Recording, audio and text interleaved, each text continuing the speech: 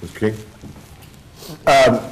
They're correct. The two proposals are on the table to be dissected and whatnot, but my feeling on county reform is that it's going to take place.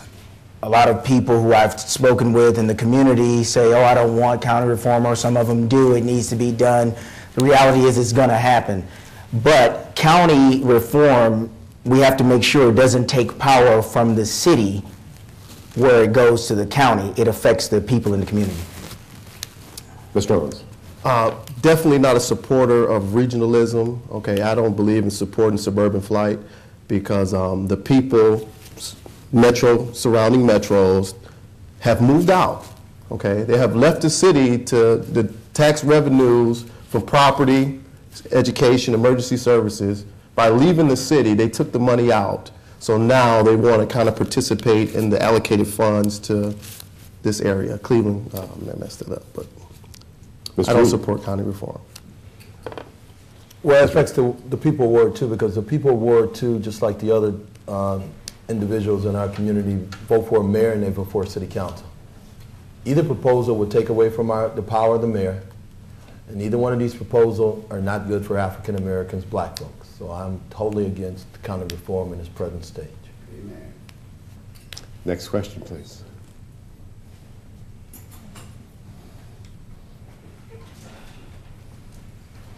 This question for all the candidates.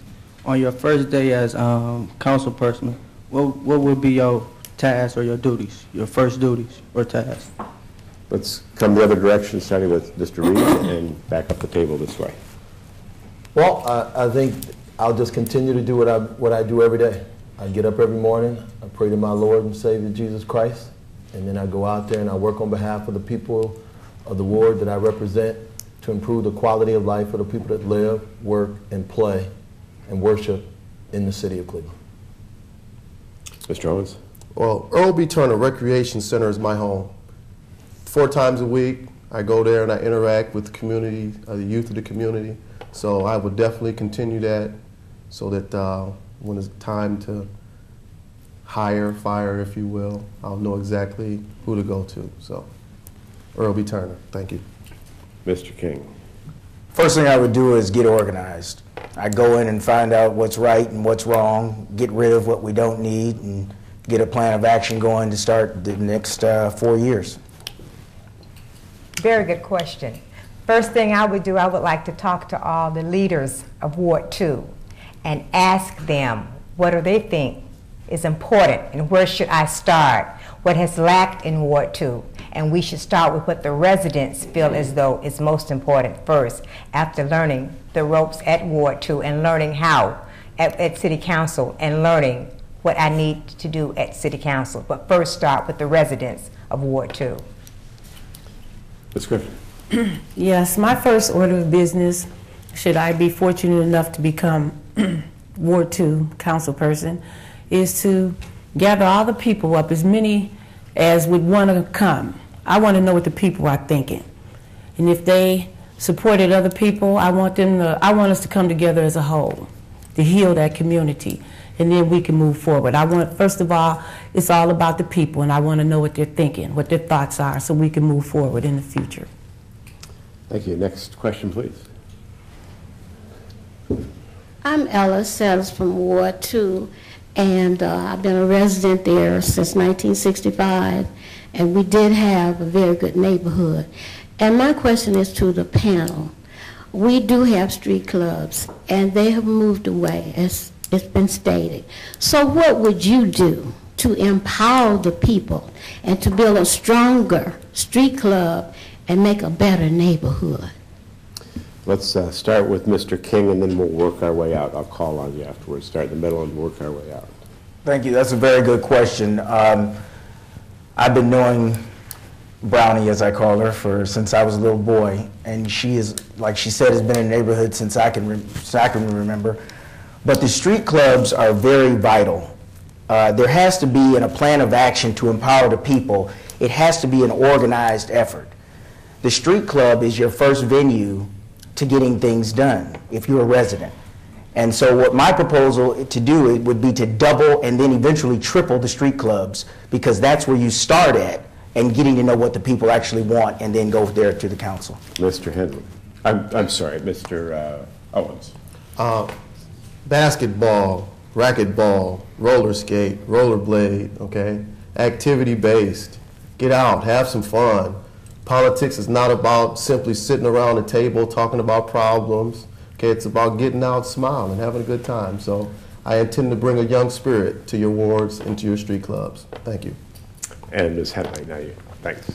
There are several strong street clubs. I've met a lot of them, and I would suggest that instead of just having street clubs, involved other streets in street clubs. If you have a strong street club that's in your neighborhood and you don't have a street club, I would suggest trying to become a member or a part of that street club. Let's enlarge street clubs. Maybe we shouldn't just have just one street club, have more streets that's a part of the club. Mr. Reed. Wasn't it funny that neither one of them said that they're a past president of a street club, they're part of a street club right now? I'm a past president of a street club. I'm part of my street club, a member of my street club on 149, and actually put money aside for a coordinator, and her main job every day is to go out and organize street clubs, of which we've been able to organize over 50 street clubs in Mount Pleasant.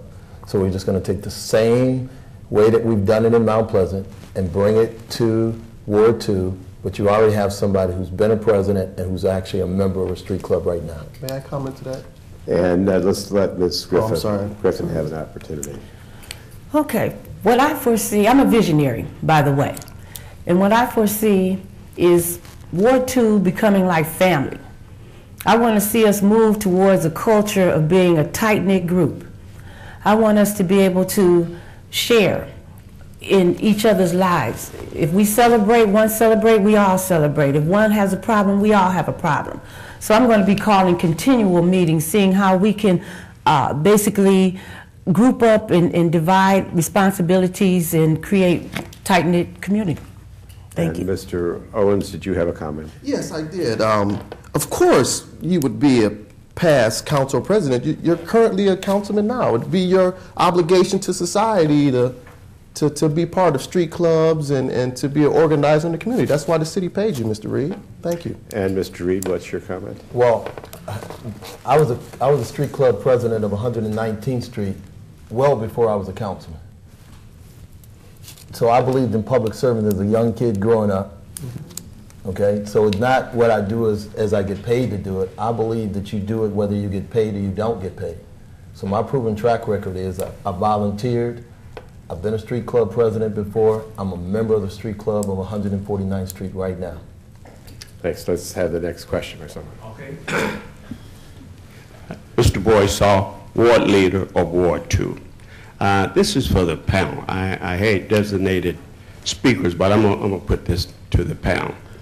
There are many programs and projects in Ward 2 that is designed to bring about growth, economic, education, community development, community beautification, and all of you have seen this.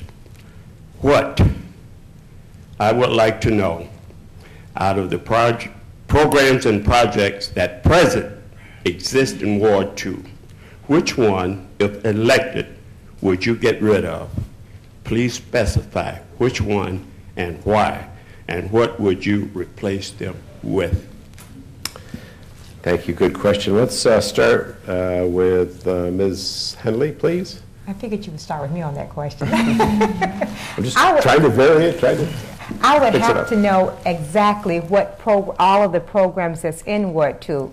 One that I would get rid of that I know of is the uninvolvement of the education in Ward 2.